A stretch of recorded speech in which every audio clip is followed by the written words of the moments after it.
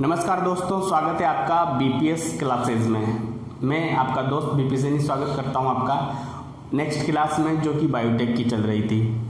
जैसा कि आपको पता है कि हमने बायोटेक्नोलॉजी में आरडीएनए टेक्नोलॉजी में टूल्स पढ़ रहे थे और टूल्स में हमने एंजाइम पढ़े थे। एंजाइम भी विशेष प्रकार के अलग अलग टाइप में थे, जिसमें ligase enzyme, synthesis enzyme, joining enzyme अभी पढ़ेंगे। इसके अलावा हमने जो आरई एंजाइम है वो हमने पढ़ लिया था। ठीक है, आरई एंजाइम के बाद रेस्ट्रिक्शन एंडोन्यूक्लियेज के बाद हम पढ़ेंगे सिंथेसाइजिंग एंजाइम। सिंथेसाइजिंग एंजाइम क्या होते हैं? कुछ बनाने वाले, क्योंकि हमें यहाँ पर आरडीएनए टेक्नोलॉजी में डीएनए आरएनए जीन का मैनिपुलेशन करना है, जीन का डुप्लीकेशन करना है। तो हमें जीन क्या होती है? डीएनए। तो डीएनए से संबंधित एंजाइम पढ़ने पड़ेंगे, जो कुछ बनाए हैं भी, जो अभी डीएनए से डीएनए बनना है। ठीक है, अपना काम क्या है कि हमने जो आरडीएनए बनाया उसकी क्या करना है? रेप्लिकेशन करना है, यानी डीएनए का रेप्लिकेशन करना है या टूटे हुए खंडों को जोड़ना है, कुछ भी करना है। तो उसके लिए किसकी जरूरत पड़ेगी? एंजाइम की। Enzyme is the best tool in biology या लाइफ। एंजाइम ही क्या होते हैं? सबसे इम्पोर्टेंट जो कि बायोकैटलिस्ट होते हैं, वो सबसे इम्पोर्टेंट होते हैं, क्योंकि वो किसी भी रिएक्शन को 10,000 गुना तक बढ़ा देते हैं। और अपने शरीर में एंजाइम किससे बने होते हैं? प्रोटीन से बने होते हैं। सभी एंजाइम प्रोटीन के बने होते हैं, एक दो एक्सेप्शन को अगर छोड़ दो।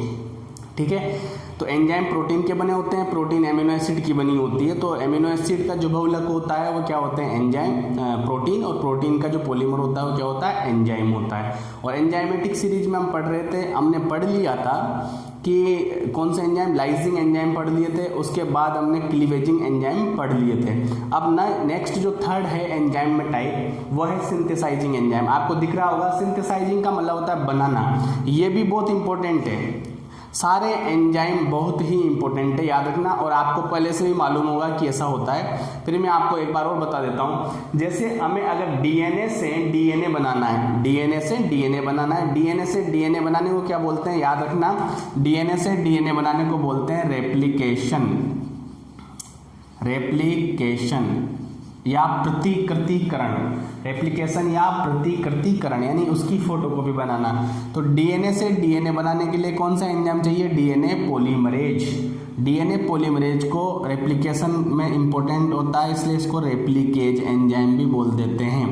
डीएनए पॉलीमरेज किस में महत्वपूर्ण होता है? रेप्लिकेशन। रेप्लिकेशन यानी रेप्लिका बनाना, जेरोक्स बनाना, डीएनए से डीएनए। एक डीएनए की एक सिंगल स्ट्रैंड को लेंगे, उससे ही दूसरी स्ट्रैंड को बना डालेंगे, इसको बोलते हैं रेप्लिकेशन।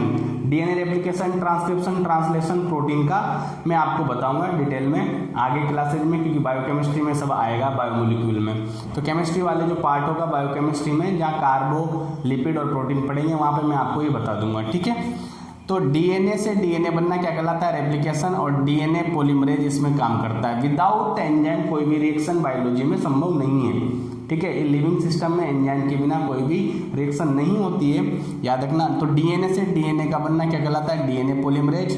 अब इसमें भी 3 टाइप होते हैं डीएनए पॉलीमरेज के, फर्स्ट, सेकंड और थर्ड। ठीक है, इसमें से थर्ड वाला मोस्ट इंपॉर्टेंट। तो यहाँ पे डीएनए पॉलीमरेज थर्ड, ये याद रखना। थर्ड वाला एंजाइम सबसे महत्वपूर्ण है, इसी को रेप्लिकेशन का सबसे मेन एंजाइम माना जाता है, डीएनए पॉलीमरेज का। इसको बोलते हैं रेप्लिकेज।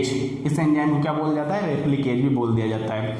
तो डीएनए पॉलीमरेज एंजाइम क्या करता है? डीएनए से डीएनए बनाता है, यानी रेप्लिकेशन करता है। रेप्लिकेशन डिटेल में बाद में पढ़ेंगे। इसके अलावा दूसरा एंजाइम आप देखिए, डीएनए से आरएनए बनना। डीएनए से आरएनए बनना, स्पेशली कौन सा आरएनए? एमआरएनए। आरएनए क्या होते हैं? आरएनए भी न्यूक्लिक एसिड ही होते हैं। ठीक है, वायरस में काम करते हैं जेनेटिक मटेरियल के रूप में, लेकिन समस्त यूकैरियोटिक सेल यानी प्लांट और एनिमल में आरएनए क्या काम करने लग गए हैं? ये लग गए हैं प्रोटीन निर्माण में, ट्रांसलेशन का काम करते हैं। तो आरएनए ह्यूमन में या फिर जीवों में ज़्यादातर में जेनेटिक रिसोर्सेज नहीं होता है, डीएनए ही मेन जेनेटिक सोर्स होता है अपना, ठीक है। ये आरएनए दो प्रकार के होते हैं, एक होता है genetical RNA, non genetical RNA. Genetic RNA वो आरएनए जो कि आगे इंफॉर्मेशन को ट्रांसफर करेगा जनरेशन टू जनरेशन। ये केवल वायरस में ही जेनेटिक आरएनए पाया जाता है, बाकी कहीं भी आरएनए का काम जेनेटिक नहीं होता है। डीएनए ही मेन जेनेटिक रिसोर्स है। डीएनए क्या होता है, सूचनाओं को अगली पीढ़ी में भेजता है, वो सभी में है डीएनए, ठीक है। लेकिन आरएनए किस में होता है, वायरस में होता है। वायरस में डीएनए भी होता है, लेकिन आरएनए को भी किसका काम दिया हुआ है, जेनेटिक इंफॉर्मेशन को आगे भेजना। तो मेन जो जेनेटिक मटेरियल है वो क्या है, डीएनए होता है। आरएनए केवल किस में होता है, वायरस में जेनेटिक मटेरियल का रूप का काम करता है। अपने अंदर आरएनए है, लेकिन अपने अंदर जेनेटिकल मटेरियल का काम नहीं करेगा। आरएनए केवल प्रोटीन निर्माण में काम करता है, ठीक है। तो जेनेटिकल आरएनए किस में पाया जाता है, केवल वायरसेस में। और नॉन जेनेटिक आरएनए 3 प्रकार के होते हैं, टीआरएनए यानी ट्रांसफर आरएनए, आरआरएनए यानी राइबोसोमल आरएनए, एमआरएनए मतलब मैसेंजर आरएनए। तो हम यहाँ पर जो बात करते हैं डीएनए से आरएनए की बनने की, तो मेनली मैसेंजर आरएनए की ही बात करते हैं, क्योंकि डीएनए की इंफॉर्मेशन को जेरोक्स करना किसके रूप में, एमआरएनए के रूप में, ठीक है। इसको बोलते हैं ट्रांसक्रिप्शन। इसको क्या बोला जाता है, ट्रांसक्रिप्शन। याद रखना, इसको बोला जाता है ट्रांसक्रिप्शन यानी अनुलेखन। इसको बोलते हैं प्रतिकृतिकरण, इसको बोलते हैं अनुलेखन। तो डीएनए से आरएनए या एमआरएनए का बनना क्या होता है, ट्रांसक्रिप्शन। और ट्रांसक्रिप्शन में कौन सा, आरएनए पॉलीमरेज एंजाइम, क्योंकि क्या बन रहा है, आरएनए जो भी बने उसके पीछे क्या लगा दो, पॉलीमरेज। तो आरएनए पॉलीमरेज एंजाइम काम करता है जो डीएनए से आरएनए को बनाता है। इसको ट्रांसक्रिप्टेज भी बोलते हैं, क्योंकि ट्रांसक्रिप्शन का काम किया जाता है। यहाँ तक समझ में आई बात। अब देखो, डीएनए से डीएनए बन गया, डीएनए से आरएनए बन गया, लेकिन वायरस में या आर्टिफिशियली हम ऐसा कर सकते हैं कि आरएनए से डीएनए को बना दिया जाए। क्या बना दिया जाए, आरएनए से डीएनए को फॉर्म कर दिया जाए। ये उल्टी प्रोसेस है, यानी ट्रांसक्रिप्शन का उल्टा। देखो, ट्रांसक्रिप्शन क्या होता है, डीएनए से एमआरएनए का बनना। लेकिन अगर तुमने किसी आरएनए से डीएनए को फॉर्म कर दिया तो ये रिवर्स ट्रांसक्रिप्शन हो जाएगा, यानी ट्रांसक्रिप्शन का उल्टा हो जाएगा। क्योंकि ट्रांसक्रिप्शन में डीएनए से आरएनए बनता है, लेकिन हमने अगर आरएनए से डीएनए बना डाला तो हमें क्या होगा, इसको बोलते हैं रिवर्स ट्रांसक्रिप्शन। और इसके लिए जो एंजाइम चाहिए वो कौन सा है, रिवर्स ट्रांसक्रिप्टेज। क्या बोलते हैं, रिवर्स ट्रांसक्रिप्टेज। और याद रखना, आरएनए से डीएनए बनना ये वायरस में खो जाता, टेनिन और बाल्टीमोर ने। तो इसको टेमिनिज्म भी बोलते हैं। इस प्रोसेस को क्या बोलते हैं, टेमिनिज्म। टेमिन और बाल्टीमोर ने इसको डिस्कवर किया था। इसको रिवर्स ट्रांसक्रिप्ट या इसको रिवर्स सेंटर डोग्मा सिद्धांत बोलते हैं। अब मैं आगे बताऊंगा सेंटर डोग्मा थ्योरी क्या है, ठीक है। लेकिन अभी याद रखना, रिवर्स ट्रांसक्रिप्शन को किसने खोजा था, टेमिन और बाल्टीमोर ने। तो इसको टेमिनिज्म भी कहा जाता है। ये बात यहाँ पे आगे इसलिए बता दी, वरना यहाँ पर अभी कोई इंपॉर्टेंट नहीं। अभी केवल इतना याद रखो, आरएनए से डीएनए उल्टा, आरएनए से डीएनए में इंफॉर्मेशन आएगी या आरएनए से डीएनए बनेगा, तो उसको बोलते हैं रिवर्स ट्रांसक्रिप्टेज, ठीक है। ये हो गए अपने सिंथेसाइजिंग एंजाइम खत्म। 3 ही प्रकार के एंजाइम पढ़ा है, क्योंकि यहाँ पर ज़्यादातर इंपॉर्टेंट 3 ही प्रकार के। तो यहाँ पर डीएनए से डीएनए, डीएनए से आरएनए, आरएनए से डीएनए, ये 3 प्रकार से हमें डीएनए लेवल पे काम करना है। तो याद रखना, ये सिंथेसाइजिंग यानी बनाने वाले एंजाइम कुछ बना ही रहे हैं। इसके अलावा जॉइनिंग एंजाइम, इसके अलावा क्या है, जॉइनिंग एंजाइम। जॉइनिंग एंजाइम किस लिए, क्योंकि डीएनए के टुकड़े अगर टूट गए बीच में से, क्योंकि कहीं से भी स्टार्ट होता है, जैसे मान लो यहाँ तक बन गया डीएनए, फिर मान लो यहाँ तक बन गया डीएनए, फिर यहाँ तक बन गया डीएनए, तो ये लंबा नहीं बना ना। तो इनको जोड़ने के लिए कुछ एंजाइम काम आते हैं। इन दोनों फ्रेगमेंट को जोड़ने के लिए एंजाइम काम आते हैं। इस एंजाइम जो कि महत्वपूर्ण एंजाइम है, याद रखना, डीएनए लाइगेज। ये नाम आपने सुना होगा, अगर एग्रीकल्चर अच्छे से पढ़ी होगी तो डीएनए लाइगेज आपको पता भी होगा। और ये किसको जोड़ता है, ये डीएनए के फ्रेगमेंट को जोड़ता है, पॉलीन्यूक्लियोटाइड को जोड़ता है, रिपेयरिंग कर देता है, कहीं भी कुछ भी कर देता है। तो बेसिकली डीएनए को जोड़ने वाले एंजाइम, टूटे हुए खंडों को जोड़ने वाले एंजाइम। और डीएनए रेप्लिकेशन के टाइम कुछ खंड टूटे हुए रह जाते हैं, छूटे हुए रह जाते हैं, उनको ओकाजाकी फ्रेगमेंट बोलते हैं। क्योंकि ओकाजाकी एक रशियन साइंटिस्ट, उन्होंने इसको खोजा था कि इन फ्रेगमेंट को ओकाजाकी फ्रेगमेंट बोलेंगे। उन फ्रेगमेंट को जोड़ना, या हम कोई आरडीएनए टेक्नोलॉजी में डीएनए सिंथेसिस कर रहे हैं, तो कुछ टुकड़े में बन रहा है डीएनए, तो उन दोनों डीएनए को, तीनों डीएनए को, जितने भी डीएनए के फ्रेगमेंट हैं उनको सब जोड़कर रस्सी बनाना, लंबी लड़ बनाना डीएनए की, तो वो किसका काम है? डीएनए लाइगेज का। इसलिए ये अणुओं को जोड़ता है, बेसिकली डीएनए अणुओं को जोड़ता है, इसलिए इसको आणविक गम, आणविक गोंद या मॉलिक्यूलर गम कहते हैं, मॉलिक्यूलर गम भी कहा जाता है। ठीक है, तो ये हो गए जॉइनिंग एंजाइम। तो हमने लाइजिंग पढ़ लिए हैं, क्लीवेजिंग एंजाइम पढ़ लिए हैं, सिंथेसाइजिंग एंजाइम पढ़ लिए हैं, अब जॉइनिंग एंजाइम में एक ही पढ़ना है। इसके अलावा एक और है अदर्स में एक एंजाइम, मैंने अदर्स एक कैटेगरी ले ली है, उसमें एक एंजाइम और डाल दिया है, जैसे कि एल्कलाइन फोस्फेटेज। सर ये क्या है, ये अदर्स में क्यों डाला है? क्योंकि ये भी काम आएगा, क्योंकि हमें यहाँ पर किसकी जरूरत पड़ेगी? बार बार प्लाज्मिड की जरूरत पड़ेगी। प्लाज्मिड ऐसा होता है double standard circular DNA, plasmid ऐसा होता है, क्योंकि वेक्टर के रूप में हमें यही काम लेना है। तो इस प्लाज्मिड को हमें क्या है? काटना है। सर्कुलर डीएनए, मान लो डीएनए तो सर्कुलर भी हो सकता है, तो किसी भी डीएनए को सर्कुलर को काट कर हमें क्या बनाना है? स्ट्रेट डीएनए बनाना है। क्या बनाना है? Straight DNA. ऐसे इसको गोले में काट के इसको सीधा करना है। और देखो काटते हैं जब ये दोनों खंड आपस में क्या होते हैं? एक दूसरे की ओर आकर्षित होते हैं, क्योंकि जहां से काटा है वहां से जुड़ने की बार बार कोशिश करेंगे। तो इन पे क्या कर देते हैं अपन? एल्कलाइन फोस्फेटेज एक एंजाइम है, एल्कलाइन फोस्फेटेज एंजाइम। वो क्या करता है? इसके डीएनए में क्या होता है? फोस्फेट होता है, शुगर होता है, नाइट्रोजन बेस होते हैं। तो फोस्फेट वाले ग्रुप यानी डीएनए के PO4-3 फोस्फेटिक ग्रुप को क्या कर देता है? रिमूव कर देता है ये एंजाइम एल्कलाइन फोस्फेटेज। ये क्या करता है? डीएनए के फोस्फेट ग्रुप को रिमूव कर देता है और किसी भी सर्कुलर डीएनए को क्या बना देता है? Straight DNA. Sir circular DNA को स्ट्रेट क्यों बनाया है? क्योंकि यहां से ये कटने पर ये दोनों खंड वापस जुड़ने की कोशिश करते हैं, एक दूसरे की तरफ अट्रैक्शन। तो क्यों? क्योंकि यहाँ पर एक तरफ पॉजिटिव एक तरफ नेगेटिव आ जाता है, तो एक दूसरे को करते हैं। तो यहाँ पर दोनों तरफ से फोस्फेट ग्रुप को क्या करता है? रिमूव कर देता है एल्कलाइन फोस्फेटेज। ठीक है, और तो फिर ये आपस में जुड़ेंगे नहीं तो ये लंबा हो जाएगा। ठीक है, तो ये लंबा करने के लिए हमें क्या करना पड़ता है? एल्कलाइन फोस्फेट की जरूरत पड़ेगी। यहाँ लिखा भी हुआ है remove PO3- group and form straight structure of circular DNA. Circular in गोलाकार डीएनए को एक लंबा या रेखा में बनाना, रेखित डीएनए बनाना, लीनियर डीएनए बनाने के लिए उसको कट करना पड़ता है, वो दोबारा ना जुड़ जाए, इसलिए उसके PO3 यानी फोस्फेटिक ग्रुप को हटाना पड़ता है। तो ये भी एक प्रकार का क्या है? एक एंजाइम है जो काम आएगा, इसलिए यहाँ पर हमने लिख दिया है अदर एंजाइम की कैटेगरी में इसको डाल दिया है। यहाँ तक उम्मीद करता हूँ आपको समझ में आया होगा। ठीक है, अगर नहीं समझ में आया तो आप मुझे कमेंट करके बता दो कि सर ये चीज़ समझ में नहीं आई और इसका क्या उपयोग है, ये क्यों पढ़ रहे हैं, ये क्या काम आएगा। अभी तो आप टूल्स पढ़ा रहे हैं। ठीक है, टूल्स मतलब होता है पहले सामान, काम करने से पहले सामान इकट्ठा करना पड़ता है। ठीक है, तो यहाँ पर अपन क्या इकट्ठा करें? टूल्स इकट्ठा करें, अलग अलग औजार, ताकि हम आसानी से क्या कर सकें? कार्य को आगे बढ़ा सकें। ठीक है, अब देखिए अपने पास एंजाइम, टूल्स में हमने क्या पढ़ लिए हैं? टूल्स में एंजाइम पढ़ लिए हैं। क्या पढ़ लिए हैं? एंजाइम हमने पढ़ लिए हैं। अब सेकंड आ गया है वेक्टर डीएनए। मैंने आपसे बोला था कि एक अपनी इच्छित जीन, डिजायर्ड जीन को हमें किस में डालना पड़ेगा? हमें वेक्टर में डालना पड़ेगा। वेक्टर में डाल के उसको क्या बनाया जाता है? पहले आरडीएनए बनाया जाता है।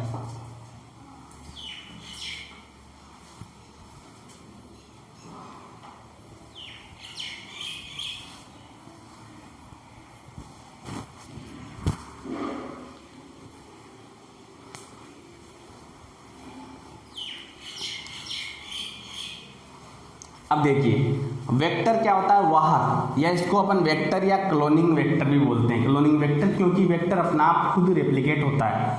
ठीक है, अभी धीरे धीरे समझ में आएगा आपको, जब आपके दिमाग के पर्दे खुलेंगे तो धीरे धीरे चीज़ें समझ में आने लगेगी। पहले अपन वेक्टर के बारे में जान लेते हैं। मैंने आपको बताया था कि ये वाली जीन है अपने पास, इसको अपन को किस में डालना है? वेक्टर में डालना है। ठीक है, ये हो गया अपना वेक्टर। वेक्टर कैसा भी हो सकता है, लेकिन मैंने गोलाकार प्लाज्मिड को ही वेक्टर ले लिया है। प्लाज्मिड सबसे महत्वपूर्ण वेक्टर्स होते हैं। तो इसको यहाँ से काटना पड़ेगा, इस जीन को यहाँ पर फिट करना पड़ेगा और फिर इसको ये बन गया है तुम्हारा, क्या बन गया है? ये जो काटा और छेद किया, ये जीन इसमें आ गया वेक्टर में। अब इस वेक्टर को किसी सेल के अंदर डालना पड़ेगा। ठीक है, इसके खुद का डीएनए तो इसे इसको डालना पड़ेगा। अब देखो ये जीन काम करने लग गई, कुछ प्रोडक्ट बनाने लग गई है। ठीक है, लेकिन एक ही वेक्टर रहेगा तो क्या मतलब है? एक ही प्लाज्मिड रहेगा तो क्या मतलब है? तो प्लाज्मिड को खुद की फोटोकॉपी बनाने वाला होना चाहिए। खुद की फोटोकॉपी बनाने वाला। इसके जैसा एक और बन जाए, अभी 1 से 2 हो गया, 2 से 4 हो गए, 4 से 8 होगा, तो इसकी फोटोकॉपी बनाने के लिए रेप्लिकेशन होना जरूरी है। किसमें? प्लाज्मिड में रेप्लिकेट होना चाहिए। 1 से 2, 2 से 4। तो जैसे जैसे प्लाज्मिड बढ़ेंगे, जैसे ये पूरा के पूरा डबल होगा, तो यहाँ अपनी जो जीन है वो भी डबल हुई, फिर ये डबल से 4 हो गए, तो जीन भी कितने होंगे? अमाउंट में 4 में बढ़ गए, 8 हो गए। तो जितना ज़्यादा प्लाज्मिड रेप्लिकेशन करेगा, जितना ज़्यादा प्लाज्मिड 1 से 2, 2 से 4 ऐसे मल्टीपल होगा, वैसे ही अपनी जीन भी मल्टीपल होगी, और जितनी जीन मल्टीपल होगी उतना ही ज़्यादा हमें प्रोडक्ट मिलेगा। तो ये क्या होना चाहिए? इसको हमेशा रेप्लिकेशन करना चाहिए। जो वेक्टर है अपना, वो अपने आप ही स्वतः ही प्रतिकृत होना चाहिए, स्वतः ही रेप्लिकेट होना चाहिए, ऐसा होना चाहिए। ऐसा नहीं कि एक प्लाज्मिड में हमने एक जीन डाल दी, उसको बेच दिया, वो रेप्लिकेट नहीं कर रहा, वो एक ही जीन काम कर रही है, ऐसा नहीं। बहुत सारा प्रोडक्ट लेने के लिए, लार्ज स्केल पे लेने के लिए क्या करना पड़ेगा? प्लाज्मिड को रेप्लिकेट होना पड़ेगा विद इन सेल, और सेल को भी रेप्लिकेट होना पड़ेगा विद इन कल्चर। ठीक है, बहुत सारी सेल बनेगी। देखो, एक सेल में एक प्लाज्मिड डाल दिया, अब प्लाज्मिड वहां पे रेप्लिकेट हो रहा है, तो एक सेल के अंदर 100 प्लाज्मिड हो गए। ठीक है, अब सेल रेप्लिकेट हुई तो 2 सेल हो गई, 100 इसमें 100 इसमें। अब सेल भी रेप्लिकेट हो रही है और उसके अंदर प्लाज्मिड भी क्या हो रहे हैं? रेप्लिकेट। तो बहुत सारी सेल बन जाती है, उसके अंदर बहुत सारे प्लाज्मिड बन जाते हैं, तो इसको बोलते हैं रेप्लिकेशन। ठीक है, अब देखो, वेक्टर जो हमने भेजा है, जिसके अंदर हमारी पैसेंजर जीन या डिजायर्ड जीन है, जो हमें चाहिए वो जीन हम उसको भेजना चाह रहे हैं, उस पर हमें वेक्टर को ऐड किया है। ठीक है, वेक्टर में जीन को ऐड कर दिया है। अब वेक्टर में क्या होना चाहिए? देखो, वेक्टर क्या होता है? Special DNA which is transfer desired gene into host cell. यहाँ इसका मतलब है कि कोई भी स्पेशल डीएनए जो ये काम कर सकता है, उसको अपन क्या बोलते हैं? वेक्टर बोलते हैं। ये वेक्टर क्या होते हैं? डीएनए ही होते हैं। तो वो डीएनए जिसपे हम किसको स्थापित कर दें? अपनी वांछित जीन या डिजायर्ड जीन को स्थापित कर देते हैं होस्ट पे। और वो कैसा होना चाहिए? तो वो तो बता ही दिया कि वो क्या ना होते, अपना सेल्फ रेप्लिकेटेड होना चाहिए। शुड बी सेल्फ रेप्लिकेटेड, मतलब 1 से 2, 2 से 4, खुद प्लाज्मिड भी क्या होना चाहिए? रेप्लिकेशन होना चाहिए, सेल्फ रेप्लिकेशन। अब देखो, अब अपन जो बात करते हैं कि वेक्टर कैसे सिलेक्ट करेंगे, यहाँ पर मैं शॉर्ट पॉइंट बना के लाया हूँ आपके लिए, शॉर्ट। ठीक है, ज़्यादा लंबा डिटेल नहीं पढ़ा रहा हूँ, शॉर्ट में आपको याद रहना चाहिए। अपना वेक्टर कैसा होना चाहिए? वेक्टर एक तो क्या होता है? वेक्टर क्या होता है? डीएनए होता है। वेक्टर को क्लोनिंग वेक्टर भी बोलते हैं, याद रखना, क्योंकि अपने आप क्लोन बनाता है, खुद का ही क्लोन बनाता है। स्पेशल डीएनए होता है जो किसको ट्रांसफर करता है? होस्ट सेल में किसको ट्रांसफर करता है? अपने ही पैसेंजर डीएनए या डिजायर्ड डीएनए को, जो हमें चाहिए वो जीन जाए वहां पर, उस जीन को ट्रांसफर करने का काम कौन करता है? वेक्टर करता है। तो वेक्टर की कैसे सिलेक्शन करते हैं? वेक्टर का सिलेक्शन कैसे किया जाता है? तो याद रखना, जो जीन हम वेक्टर पर बिठाकर भेज रहे हैं, जो जीन हम वेक्टर के थ्रू भेज रहे हैं, जीन को वेक्टर के थ्रू भेज रहे हैं जिस सेल में, एक तो उस सेल का प्रकार, वो एनिमल सेल है, प्लांट सेल है, बैक्टीरियल सेल है, वायरल सेल है, कौन सी सेल है? वायरल तो कल सेल होती भी नहीं, एक कैरियोटा में आते हैं। तो प्लांट है, एनिमल है, और इनमें कौन से ग्रुप की कौन सी सेल है? तो याद रखना, जिस सेल में हम वेक्टर को भेज रहे हैं अपनी जीन को लेकर, वो सेल कैसी है उसका टाइप हमें पता होना चाहिए, उस पर भी वेक्टर का सिलेक्शन डिपेंड करता है। इसके अलावा कौन सा वेक्टर यूज करेंगे, ये इस बात पे भी डिपेंड करता है कि जो हम जीन भेज रहे हैं वो उसकी साइज क्या है। मान लो वेक्टर की साइज ही कम है, जीन की साइज बहुत बड़ी है, तो मान लो एक छोटी सी साइकिल किसी हाथी को ले जा सकती है क्या? नहीं, इतनी बड़ी जीन को एक छोटा वेक्टर नहीं ले जा सकता। तो वेक्टर भी बड़ा होना चाहिए, जीन बड़ी है तो कितना जीन का साइज है उस हिसाब से हम वेक्टर की साइज डिसाइड करते हैं, या वेक्टर की साइज के हिसाब से जीन की साइज के हिसाब से वेक्टर तय करते हैं। वेक्टर भी अलग अलग प्रकार के, वेक्टर के टाइप और महत्वपूर्ण है, मैं अलग अलग वेक्टर बता दूंगा। वेक्टर क्या होता है ये तो पता है ना आपको कि वेक्टर क्या होता है। हम एक जीन को निकाल कर दूसरी जीव में डालना चाहते हैं, डायरेक्ट नहीं डाल सकते, हमें उसको किस रूप में करना पड़ेगा? वेक्टर के रूप में ट्रांसफर करना पड़ेगा। ठीक है, वेक्टर खुद रेप्लिकेट करेगा। ठीक है, वेक्टर कहीं भी जाके किसी जीन को नहीं जोड़ेगा।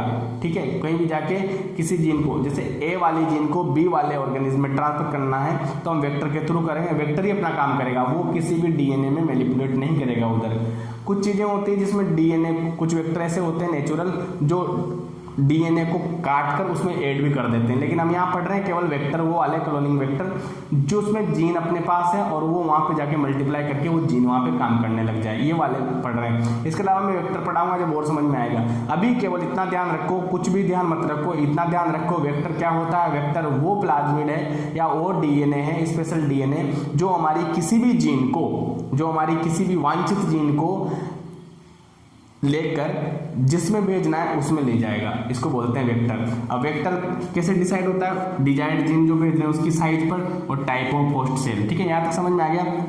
एक तो डिजायर्ड जीन की साइज और टाइप ऑफ होस्ट सेल में हम याद रखेंगे, दोनों चीजें याद रखेंगे, डिपेंड करता है ये अपने।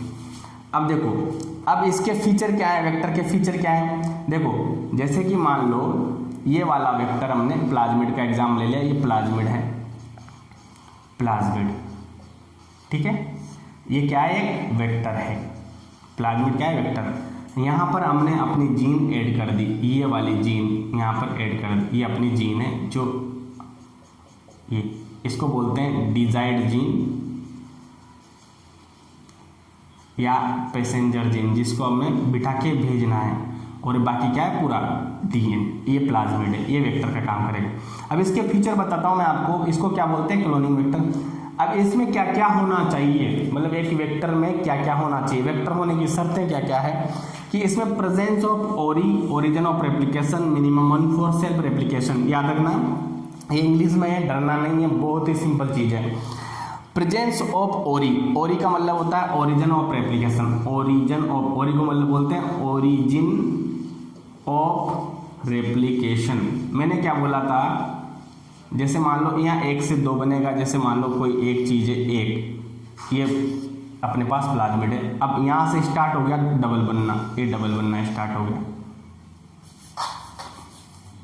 ये मान लो इसको मैं ऐसे बनाता हूँ, ये डीएनए है, डीएनए। अब डीएनए सर ऐसा कैसे बनाया, चलो इसको मैंने सीधा कर दिया, ये है। अब यहाँ से क्या होगा, इससे दूसरी चीज बनना स्टार्ट होगी, जैसे दूसरा डीएनए इससे बनना, तो इसको क्या बोलेंगे, रेप्लिकेशन। एक डीएनए से दूसरा डीएनए बनना क्या कहलाता है, रेप्लिकेशन। तो यहाँ से स्टार्ट हुआ बनना, ये यहाँ से भी हो सकता था, यहाँ से भी, जैसे यहाँ से बनना स्टार्ट होता तो छोटा डीएनए बनता है, ठीक है।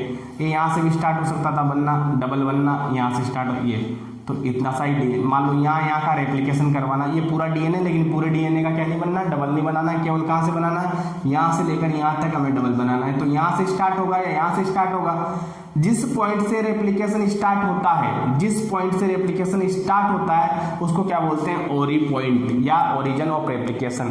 तो इसमें प्लाज्मिड में क्या होना चाहिए, एक ओरी पॉइंट होना चाहिए। जैसे मान लो यहाँ से एक ही ओरिजिन ऑफ रेप्लिकेशन है, ये वाला ओरी पॉइंट यहाँ पर होना चाहिए, जब तो एक से यहाँ से स्टार्ट, अब यहाँ से बनना स्टार्ट होगा, इसे डबल 1 2 जितने बन सकते हैं यहाँ से बनना स्टार्ट होगा। एक प्लाज्मिड से 2 प्लाज्मिड 10 प्लाज्मिड बनना कहाँ से स्टार्ट होंगे, यहाँ से। तो एक याद रखना, वेक्टर पर क्या होना चाहिए, मिनिमम एक पॉइंट तो ऐसा होना ही चाहिए जहां से वो सेल्फ रेप्लिकेशन करे। ध्यान रखना, प्लाज्मिड होने की शर्तों में प्लाज्मिड में कम से कम एक क्या होना चाहिए, एक होना चाहिए ओरी पॉइंट, ओरिजिन ऑफ रेप्लिकेशन। ज्यादा भी हो सकते हैं लेकिन एक तो होना ही चाहिए। यहाँ से भी स्टार्ट हो सकता है, यहाँ से भी स्टार्ट हो सकता है, मान लो 3 जगह से स्टार्ट हो सकता है, तो इसमें कितने पॉइंट हो जाएंगे, 3 ओरी पॉइंट हो जाएंगे, लेकिन एक तो मिनिमम होना ही चाहिए। क्या होना चाहिए, एक मिनिमम। ये पहली शर्त है, प्रेजेंस ऑफ ओरी, मिनिमम 1 होना चाहिए। इसके अलावा presence of selectable marker gene, ये बहुत इंपॉर्टेंट है, presence of selectable marker gene. इसका मैं बताता हूं आपको, रुको।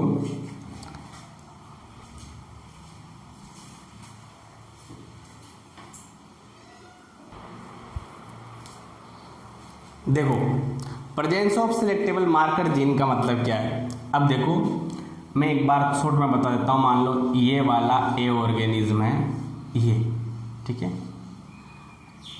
इसके अंदर ये डीएनए, इसका डीएनए ये वाला, ठीक है, ऑर्गेनिज्म बी, ठीक है।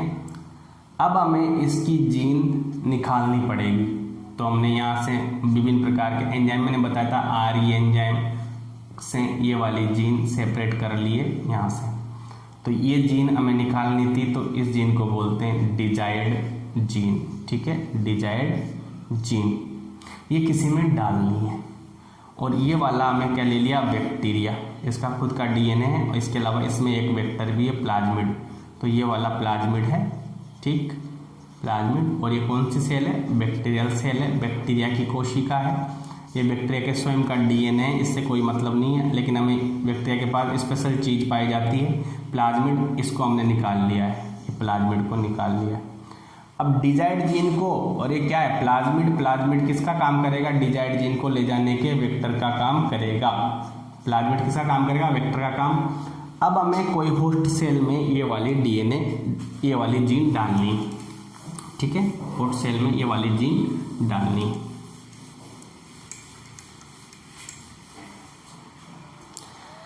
तो ये हो गई हमें ए ऑर्गेनिम से, उसके डीएनए से, उसके जीनोम से आरई एंजाइम से काट के, देखो इस सेल को गलाना पड़ेगा, लाइसिंग एंजाइम के द्वारा डीएनए को सेपरेट करना पड़ेगा, डीएनए को अलग करना पड़ेगा, डीएनए में आरई एंजाइम डालना पड़ेगा, फिर वो विशेष साइट पे से क्या काटेगा, जीन को काटेगा। यहाँ तक पता है। यहाँ पर भी हमें डीएनए को लाइसिस करना पड़ेगा, लाइसोजाइम एंजाइम से, यहाँ पर अलग अलग करना पड़ेगा, इसमें से प्लाज्मिड निकालना पड़ेगा, प्लाज्मिड वेक्टर के रूप में काम में, तो हमारे पास डिजाइड जीन और प्लाज्मिड आना पड़ेगा, इन दोनों को जोड़ना पड़ेगा। इसको बोलते हैं, जुड़ने के बाद क्या बन जाएगा, आरडीएनए बन जाएगा, रिकॉम्बिनेंट डीएनए। लेकिन याद रखना, जो आरई एंजाइम यहाँ पर काम लिया है इस डीएनए को काटने के लिए, वही आरई एंजाइम किसको काटने के लिए, इसको काटने के लिए। तो ये मान लो कट गया, ये वाला यहाँ से बीच में से कट गया, ये वाला आरई एंजाइम। जब भी मैंने बोला था ना कि जिस आरई एंजाइम को, जिस रेस्ट्रिक्शन एंडोन्यूक्लियेज एंजाइम को जीन को काटोगे, उसी रेस्ट्रिक्शन एंडोन्यूक्लियेज एंजाइम से प्लाज्मिड को काटना पड़ेगा, जब ही जाकर ये दोनों सिरे एक दूसरे के कॉम्प्लीमेंट्री या पूरक रहेंगे, ठीक है, ठीक है। जैसे मान लो कि ये अपने पास कोई चीज है और ये वाली, अब इसको हम एक एंजाइम से काटते हैं जो ऐसे काटता है, ठीक है, तो हमने ये वाला पार्ट अब ऐसा बना दिया, ठीक है। तो अब एक टुकड़ा कैसा रहा इसका, एक टुकड़ा ऐसा रहा, क्योंकि हमने इससे काट दिया, तो ये कौन सा कटिंग करने वाला है ना, आरई एंजाइम, तो ये टुकड़ा ऐसा रहा। अब इसको भी इसको, तो ये तो प्लाज्मिड है, मान लो ये प्लाज्मिड, इसको अब हटा दो, ये बेकार ही काट के अलग कर दिया। लेकिन इस वाले में से हमें इसमें जोड़ना है, तो हमें इसी आरई एंजाइम से काटना पड़ेगा। किस आरई एंजाइम से, इस आरई, तो ये कैसे काटेगा, ऐसे काटेगा, ठीक है। तो ये कैसा टुकड़ा बन गया, ये टुकड़ा ऐसा बन गया,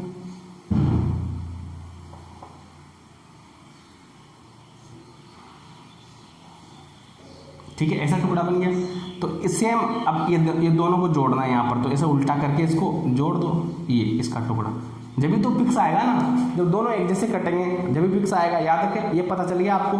तो डीएनए से आरई एंजाइम से काटते हैं तो जीन वैसी निकलती है जैसे इससे काटोगे, तो यहाँ से, यहाँ का जो भाग टूटा ना इस आरई एंजाइम से, तो ये और ये भाग सेम है, क्योंकि ये भी इससे कटा है और ये भी इससे कटा है, तो इसको हटा के इसको जोड़ना है, इसलिए हमें स्वयं क्या लेना पड़ता है, same to same RE enzyme लेना पड़ता है, ये भी याद रखना। अब थोड़ा दिमाग में लगाओगे समझ में आ जाएगा। जैसे मान लो ए और बी कोई जीव है, ए वाला डीएनए और बी वाला डीएनए है, इसको आरई एंजाइम से काटा तो यहाँ से कट गया, अब एक टुकड़ा निकला, एक टुकड़ा हटा दिया, अब इससे सेम आरई से काटोगे तो सेम टू सेम टुकड़ा कटेगा, तो इस टुकड़े को यहाँ पर जोड़ना है, तो ये क्या बन जाएगा, आरडीएनए। वही प्रोसेस यहाँ पर है, ज़्यादा दिमाग लगाने की जरूरत नहीं, आराम से बैठ के सोचोगे समझ में आ जाएगा।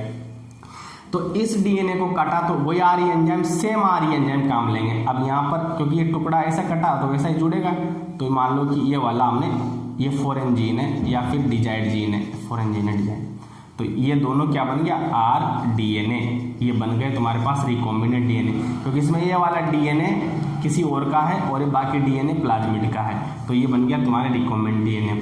तो इसमें मुझे पता है, अब देखो ये वाला एक बना है, इससे क्या बनना है, दो भी बनना है, ये दो, इससे क्या बनना है, चार भी बनने हैं, ये चार भी बनने हैं, ठीक है, ये चार भी बनने हैं ये वाले। तो ये क्या हो रहा है, रेप्लिकेशन, मान लो यहाँ से बनना स्टार्ट करता है, यहाँ से बनना स्टार्ट करता है, यहाँ से डबल होना स्टार्ट करता है, 3 ओरी पॉइंट हो गए, मान लो कि मिनिमम 1 रहेगा तो 1 ओरी पॉइंट। अब हमने बात की है सिलेक्टेबल मार्कर की, सिलेक्टेबल मार्कर जीन की बात की है। अब देखो मान लो कि ये जो तुम्हारे पास आरडीएनए बना है, ये आरडीएनए जिसमें तुम्हारे पास डीएनए की डिजाइड जीन भी आरडीएनए बना है। अब बहुत सारी होस्ट सेल है, बहुत सारी होस्ट सेल है, यहाँ पर मैं 3 बना रहा हूँ, लेकिन लाखों होस्ट सेल के अंदर इसको डाल दिया। ऐसे बहुत सारे बना लिए हमने, कॉपी करके बहुत सारे बना लिए। सेम है, सब सेम है। ये रिकॉम्बिनेंट, ये आरडीएनए है, ये आरडीएनए। अब मान लो कि बहुत सारे बनाने की क्या जरूरत है, आप समझ लो कि बहुत सारे हैं, इसमें भी जाएगा, इसमें भी जाएगा, इसमें भी जाएगा। ये होस्ट सेल है, जिसमें भेजना है उस सेल को क्या बोलते हैं, होस्ट सेल बोलते हैं, होस्ट सेल बोलते हैं। अब मान लो इसमें गया, इसमें गया, इसमें गया, गया कि नहीं गया कि उसको पता है, नहीं पता चलता है हमें। एंजाइमेटिक प्रोसेस है, यहाँ पे दिख रहा है इसलिए पता है, मैं यहाँ पे लिख दूंगा ये गया, तो आप मान लो कि गया, लेकिन ये देखना तो पड़ेगा, वो कल्चर में थोड़ी दिखता है किसमें गया किसमें नहीं गया। तो हमें इस तीनों, ये हमने डाल दिया, ये देखो ये डाल दिया, पता नहीं चल रहा ना। अब हमें कैसे पता है कि ये आरडीएनए इसमें चला गया, इसमें चला गया, इसमें चला गया, पता है? कुछ पता नहीं है, हमें यहाँ पर क्या पता करना पड़ेगा, ठीक है। अब देखो, मान लो इसमें चला गया, ठीक है, इसमें नहीं गया और इसमें चला गया,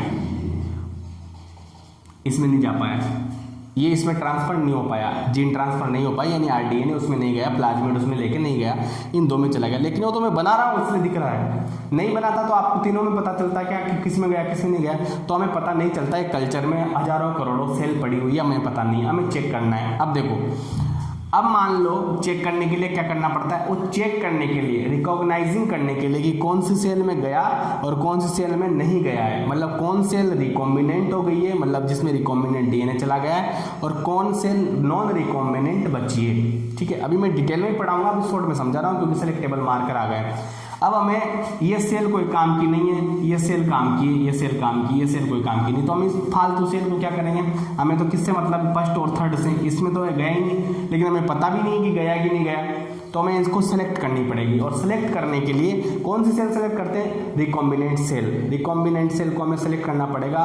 और उसी सिलेक्शन प्रोसेस में हमें एक चीज का उपयोग करना पड़ेगा, सेलेक्टेबल मार्कर, कि हमें इनको सेलेक्टेबल मार्कर, ऐसे चिन्ह, ऐसे मार्कर जो हमें बताए कि ये सेल रिकॉम्बिनेंट है, ये सेल रिकॉम्बिनेंट है, ये सेल रिकॉम्बिनेंट नहीं है। यानी कल्चर में अरबों सेल है, उनमें से हमें सेपरेट कर दे कि कौन सी सेल कौन सी रिकॉम्बिनेंट हुई है, कौन सी सेल अपने काम की, क्योंकि अपने काम की कौन सी है, रिकॉम्बिनेंट, जिसमें हमारी जीन गई वही, बाकी तो बहुत सारी थी सही, लेकिन जो जीन हमारी ट्रांसफर हुई वो सेल क्या होती है, रिकॉम्बिनेंट सेल।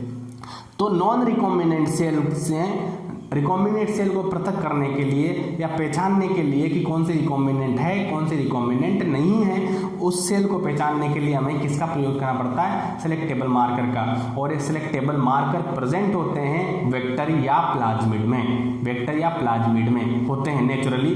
अगर हमें कोई आर्टिफिशियल मार्कर बनाना हो तो उनमें हम सेलेक्टेबल मार्कर डालते हैं, या बनाते वक्त ध्यान रखते हैं कि इसमें सेलेक्टेबल मार्कर होना चाहिए।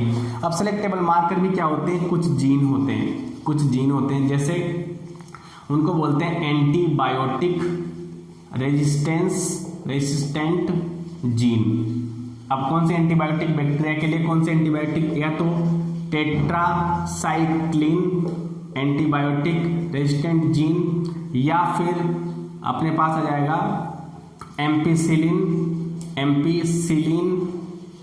एंटीबायोटिक रेजिस्टेंट जीन, ठीक है। दो जीन हमें याद रखना है, और भी आता है क्लोरामफेनिकोल भी आता है, लेकिन याद रखना टेट्रासाइक्लिन एम्पिसिलिन हम यहाँ पे एग्जाम्पल के रूप में ले रहे हैं। तो सेलेक्टेबल मार्कर, इनको क्या बोलते हैं, सेलेक्टेबल मार्कर जीन के रूप में किसको यूज किया है, एंटीबायोटिक रेजिस्टेंट जीन को। अब क्या बोला है सर, ये हमें तो समझ में ही नहीं आया। देखो, मान लो कि ये अपना जो प्लाज्मिड है इसमें अपनी जीन है, यहाँ पर दो जीन ऐसी है, या दो जीन ऐसी है, जिसमें एक में टेट्रासाइक्लिन रेजिस्टेंट जीन है, एक में एम्पिसिलिन रेजिस्टेंट जीन है। तो याद रखो, इस पर तुम कुछ भी डाल दो, इस पर एंटीबायोटिक डाल दो, टेट्रासाइक्लिन ये नहीं मरेगा, या जिसमें ये रहेगा वो बैक्टीरिया नहीं मरेगा। एम्पिसिलिन डाल दोगे तब भी ये रहेगा तो बैक्टीरिया को नहीं मरने देगा, लेकिन जिसमें ये नहीं रहेगा वो बैक्टीरिया मर जाएगा, जिसमें ये नहीं रहेगा वो बैक्टीरिया मर जाएगा। मान लो अब इस प्लाज्मिड के ऊपर दो जीन है, tetracycline antibiotic resistant gene, ampicillin antibiotic resistant gene इस प्लाज्मिड के ऊपर होनी चाहिए। ये अपन क्या पढ़ रहे हैं, फीचर। क्यों? क्योंकि हमें कॉम्बिनेंट और नॉन कॉम्बिनेंट सेल के बीच में अंतर करना है कल्चर में। तो मान लो जिसमें ये गई, जिसमें ये वेक्टर गया, जिसमें ये प्लाज्मिड गया वेक्टर, उसमें साथ में क्या गई है, टेट्रासाइक्लिन एम्पिसिलिन जीन भी साथ में गई है। मान लो दोनों में गई है। अब अपन कल्चर में पता नहीं है कि हमें कौन सी सेल में हमने रिकॉम्बिनेंट सेल प्लाज्मिड गया है, ठीक है। तो हमें क्या करना पड़ेगा, ये पूरा कल्चर है प्लेट में, जिसमें कुछ सेल है जो सेल रिकॉम्बिनेंट हो गई, जो सेल रिकॉम्बिनेंट नहीं हुई है, ये रिकॉम्बिनेंट नहीं हुई, इसमें नहीं गया, तो इसको अलग करना है। तो हमें क्या करना पड़ेगा, कोई सा भी एक डाल दो, टेट्रासाइक्लिन डाल दो, इसमें एम्पिसिलिन डाल दो, तो ये तो बच जाएगी, ये दोनों बच जाएगी और ये क्या होगी, मर जाएगी। तो देखो रिकॉम्बिनेंट और नॉन रिकॉम्बिनेंट को अलग करने के लिए प्लाज्मिड में क्या होना चाहिए, सिलेक्टेबल मार्कर होना चाहिए, और सिलेक्टेबल मार्कर के लिए टेट्रासाइक्लिन और एम्पिसिलिन नामक दो जीन उसमें प्रेजेंट होनी चाहिए। अगर मान लो टेट्रासाइक्लिन की होती, एम्पिसिलिन की नहीं होती, तो ये सब एम्पिसिलिन से मर जाते, ठीक है, ये सब मर जाते हैं। लेकिन अगर एम्पिसिलिन और टेट्रासाइक्लिन दोनों की है, तो इसमें भी दोनों जीन गई, इसमें भी दोनों जीन गई, इसमें कोई सी भी नहीं गई, तो कोई सा भी डाल दो, टेट्रासाइक्लिन डाल दो, एम्पिसिलिन डाल दो, कोई सा भी, इससे ये मर सकती है। और ये मर जाएगी तो बचेगी कौन, रिकॉम्बिनेंट। तो ये पहचानने का तरीका है, इसलिए इसको बोलते हैं सिलेक्टेबल मार्कर। ये डिटेल में पढ़ाऊंगा, याद रखना, ठीक है।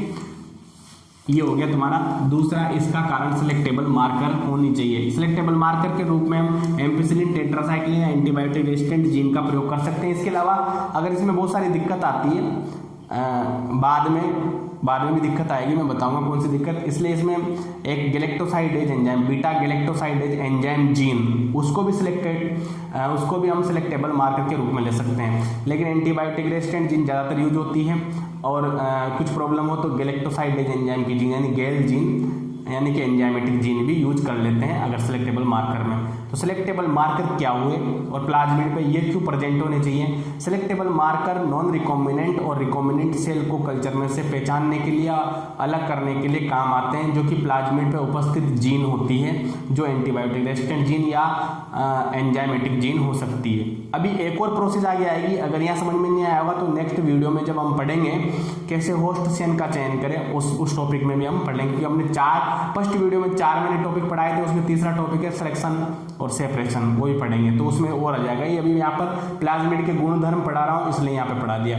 चौथा वाला ये होना चाहिए कि प्लाज्मिड में क्या होना चाहिए, प्लाज्मिड में अपने पास रेस्ट्रिक्शन साइट होनी चाहिए, रेस्ट्रिक्शन साइट होनी चाहिए। ये तो मैंने बता ही दिया। जैसे मान लो कि ये प्लाज्मिड है, तो मान लो इसमें रेस्ट्रिक्शन साइट होगी नहीं, तो कहीं से भी नहीं कटेगा, आरई एंजाइम डालो कहीं से भी नहीं कटेगा। अगर रेस्ट्रिक्शन साइट होगी, मान लो ये वाली पैलिंड्रोमिक साइट है, तो आरई एंजाइम इस पे काम करके इसको हटा देगा। तो ये रिकॉग्नाइजेशन का काम करती है, रिकॉग्नाइजेशन का काम करती है, पहचान का काम करती है कि रेस्ट्रिक्शन साइट होना चाहिए प्लाज्मिड में। क्यों? क्योंकि जो रेस्ट्रिक्शन साइट इसमें होगी, हमें पहचाननी पड़ेगी कौन सी रेस्ट्रिक्शन साइट है। आरई एंजाइम काम करेगा तो इसका मतलब रेस्ट्रिक्शन साइट है। इसी आरई एंजाइम को फिर हमें डिजाइड जीन को अलग करना है। ये सेल है, इसका डीएनए, तो इसी आरई एंजाइम को यहाँ से, तो इसमें तो इस डीएनए में तो हो सकती है रेस्ट्रिक्शन साइट, तो हमें तो ये रेस्ट्रिक्शन साइट होनी चाहिए। जो जीन हमें ट्रांसफर करनी है, जो जीन को हम काट के लाए हैं जिस एंजाइम से, उसी एंजाइम की रेस्ट्रिक्शन साइट किस पे प्रेजेंट होनी चाहिए, प्लाज्मिड में प्रेजेंट होनी चाहिए, याद रखना।